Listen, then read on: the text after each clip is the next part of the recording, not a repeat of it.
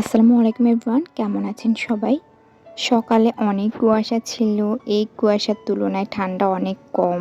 দেন আমরা ফ্রেশ হয়ে নাস্তা করতে যাই। সবাই মিলে নাস্তা করতে বসি। আর আজকের নাস্তায় ছিল ডিম ভাজি আর রুটি। অন্য দিক দিয়ে চা বানানো হচ্ছে। আমরা নাস্তা করে গেলাম কুমড়ো ফুল আনতে, বাট দেখি একটাও কুমড়ো ফুল ছিল না।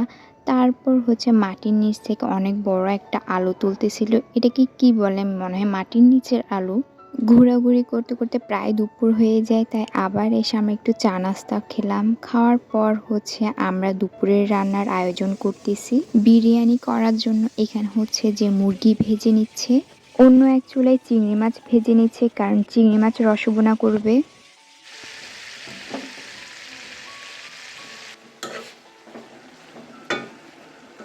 আম্মু এদিকে আবার মুরগি রান্না করতেছে আর পাবদা মাছ ভুনা করতেছে। সবশেষে বিরিয়ানিটা রান্না করার পর আমরা লাঞ্চ করতে বসি।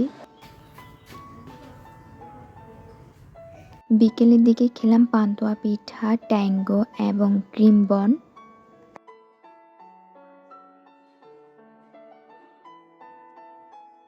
সন্ধ্যার দিকে আমি আর আমার কাজিন উঠোনে হাঁটাহাঁটি করতেছিলাম। তারপর আমরা আবার নাস্তা করলাম মোগলাই পরোটা এবং বার্গার, সাথে চা। সো আজকের ভিডিও এতটুকু। আল্লাহ হাফেজ সবাইকে।